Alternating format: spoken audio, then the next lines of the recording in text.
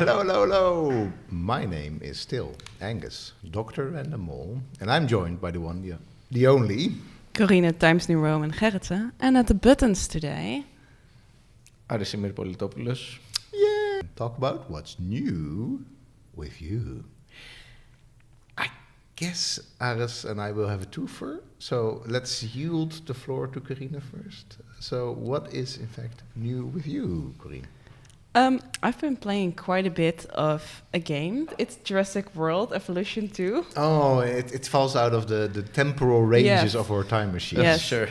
You know what I was absolutely flabbergasted by? Mm-hmm. Flabbergasted even. Yes.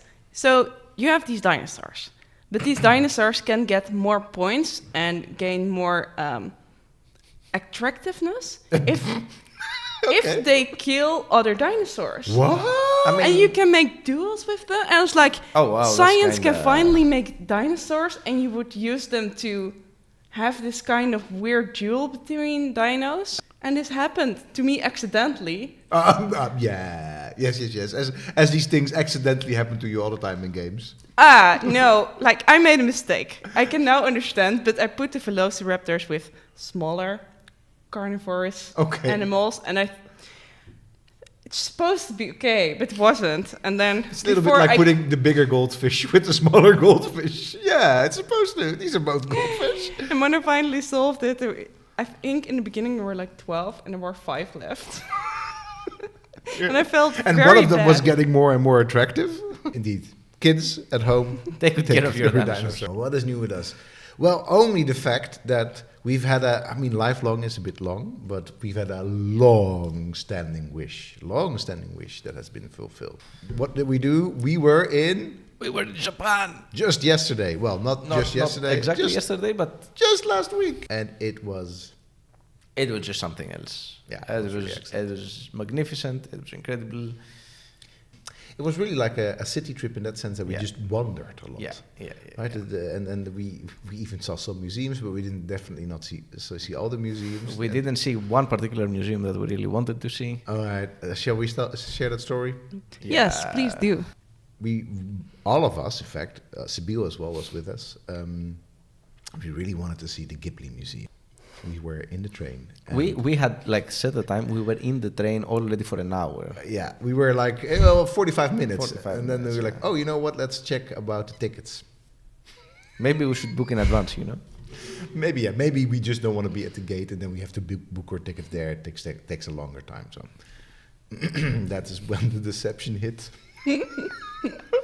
Tickets had, in fact, been sold out since the 10th of December. And who would have thought? Who would have thought? Well, you know who would have thought?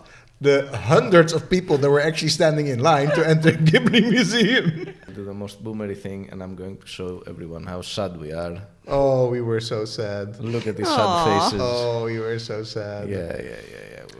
Did you learn something?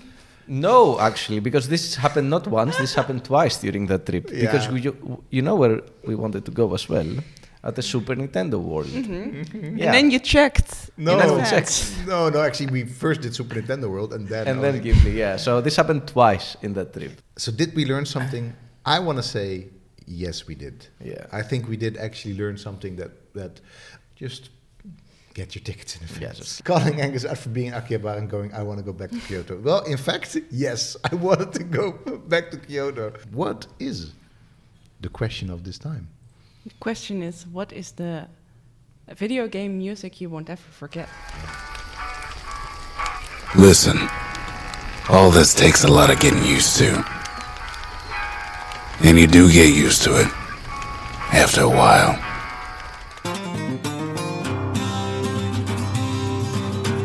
Say about this song. I will quickly play because I have another song, and then I'm gonna explain both of my choices.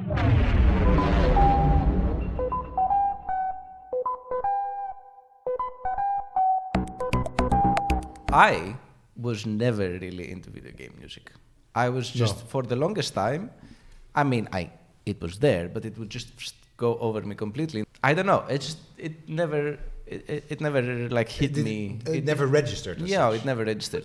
So with Bastion and Castle Crashers, because they are both relatively fast-paced, and on one hand, for the Castle Crashers. It has this snappiness to it, and this more electro type music started. Yeah, you can say that again. Yeah, started like building up on me with these specific games on one hand, and then on the other hand, Bastion did a lot of things for me in terms of like game appreciation. Artistically, it's so perfect, and it does so many things for the game, but also on its own, because you can listen to the Bastion soundtrack and basically understand the entire game.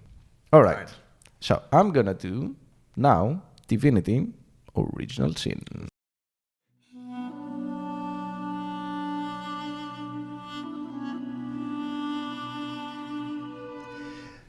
That's epic. It is epic.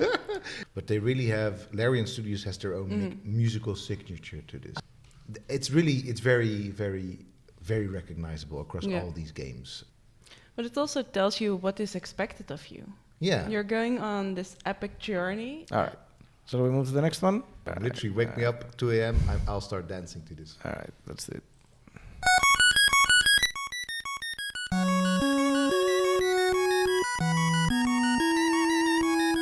Oh, this is literally just making me so happy. It is from the DuckTales NES game, and it's the Moon stage. But this is, I literally, this song you can just play to me, and I will promise here 10 hours, 10 or 20 hours of this, and I will still like it. Playing DuckTales, love the series, and all of a sudden you're on the moon. And it's so magical because immediately you're in this gray kind of setting. But what it still does, right? It really hits you immediately with the magic of the moon, and it's mostly in the music. Next one.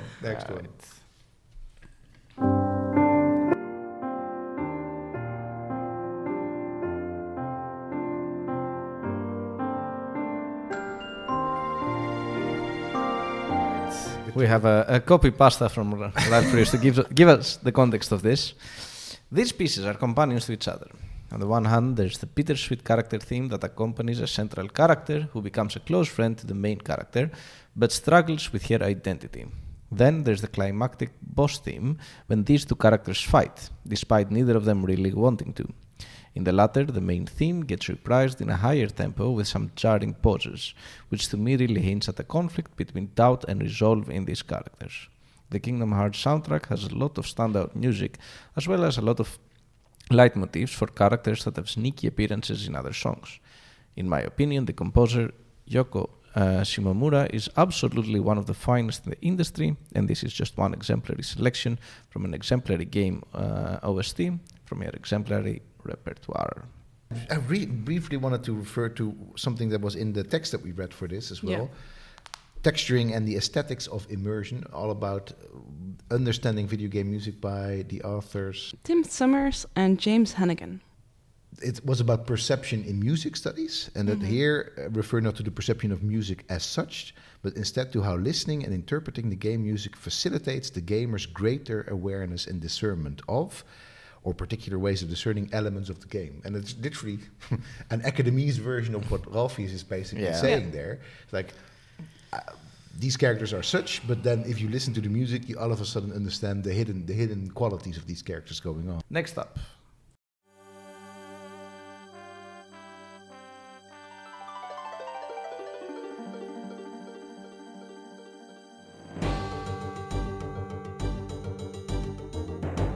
And it does the same thing, right? It really tells you what you're about to do. Go on this epic adventure. But what I also like here is that if you think of the DuckTales that we just heard, it is this MIDI kind of music, right? And in that sense, it's very tropey as well. So the themes that this song plays on are all themes that you've sort of heard from other. And actually, it's something that, if you think about it, you could listen to for a long. I've played my fair bit of RuneScape. My fair escape of Rune bit. Alright, next up.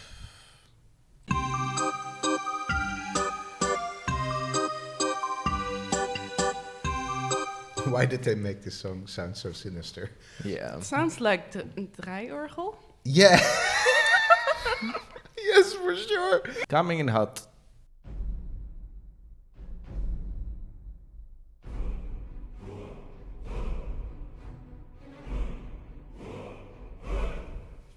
Yep. Yep. So, can you imagine? I was sitting in front of the computer together with my brother because we were still sharing a computer. We have never played like a fantasy game. And you start it up and you hear this. Yes.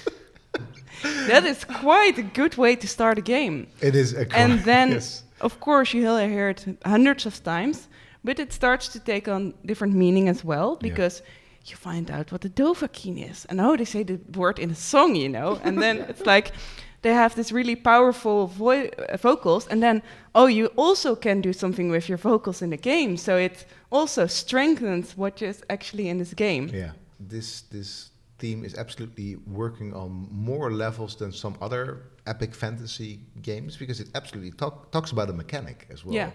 It's so iconic that even when you haven't played the game like me, you know the game. Yeah, and you know the music, I guess. Is also I hate YouTube and its ads. I do with a passion. That kills the music.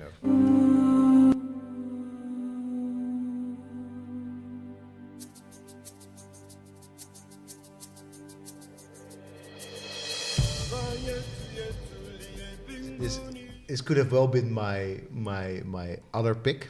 Yeah. It is just an amazing song. I do think it is one of those moments that you can say that video game music really crossed over into mainstream music, right? It's an amazing song, especially on its own, but especially within the game of Civilization.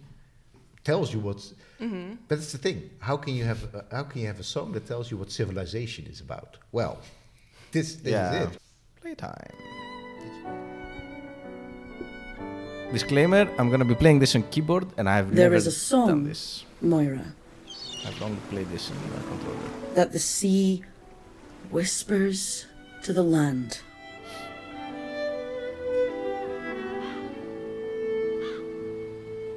This is such a great game. I'm so excited. Oh, yeah. This is a game by Inkle Studios.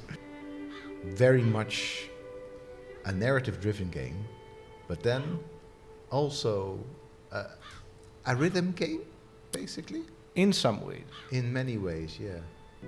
And it is a beautiful game just visually, it's a beautiful game. But the idea of it is also, I think, this is just why I like Inkle Studio games so much, because they really try to do that one thing that we all, not all, but a lot of people like, the idea of roaming through a landscape, exploring it, but also knowing it a little bit, right? Finding paths. Get in. And it's 2D, but at the same time it is also very, the landscape is 3D, as you can see. So now you pass on over to the other ridge. And Hamish is talking to us. Yeah. Alright, let's see how these buttons work out.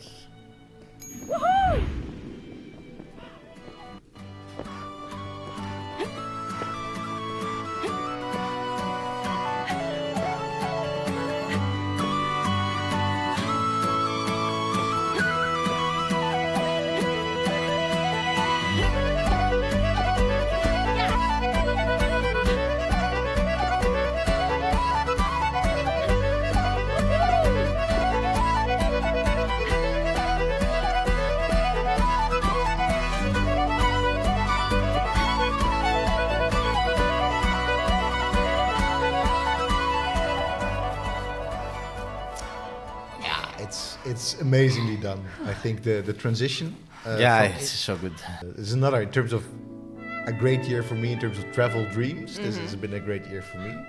I visited Scotland before, but never really the Highlands. And I can only say that Inkle did an amazing job at this very, at capturing a fragment of the majesty of this place. No. So I'm just gonna say, this dude, his sweater is 100% a Tim Ingold sweater. Tim Ingold is the father of John Ingold. Tim Ingold is a very, very famous, locally, world famous in anthropology and archaeology. He is, aside from being famous for doing a bunch of archaeological, anthropological, he's an anthropologist, so anthropological theory, he's also very famous for his sweaters. Everywhere he goes, he wears sweater. This one is a decorative sweater for Tim. It's not. So it is a couple of different games rolled into one. It's really this landscape searching game, which is kind of fun, and it is this narrative-driven, choice-based game. But also you can just completely just don't go for narrative, and it's this rhythm game. Heck, good. Oh no! No!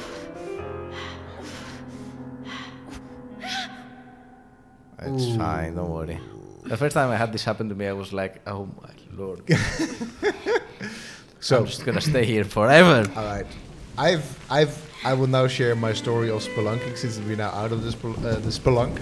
3 months We or went so. for this practice When I was run, little, which was sort of just a Sydney little round pictures. in one of these.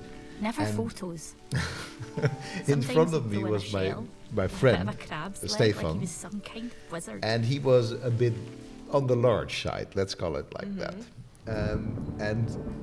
At a certain point, there was this triangle, Yeah. and you have to really go through there in a very particular kind of way, because otherwise you just never get through. You have to sort of twist around. But he just couldn't get out of it, and we were just stuck in there. So I literally couldn't turn back because that route wasn't meant for turning back. So I was just stuck there for 20 minutes while they pulled on Stefan, trying to get him out. And finally, with a lot of I was pushing as well at a certain point, finally they got him out. No. But then I mean, let's be honest, I'm not the smallest eater, and I still had to go out as well. And I just felt, by then I felt really anxious. I was like, am I going to be stuck here? And I didn't get stuck, but the only reason was because I was literally this is my chest. I just sort of scraped it through, like literally like no clip, like clipping through a wall.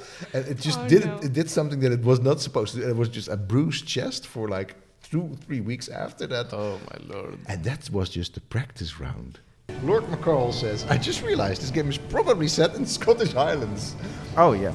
I mean, it's called A Highland Song, so so there you go. You know. I had a lot of fun talking about something that I don't know that much about, but that we're all, You can enjoy. but that you can enjoy. Yeah. I think 2024 is the better year Yeah. for historical games than 2023 was. Yeah.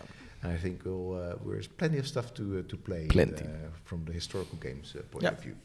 And see you all next time. Stay happy, stay healthy, stay jamming or something. Bye bye. Bye bye.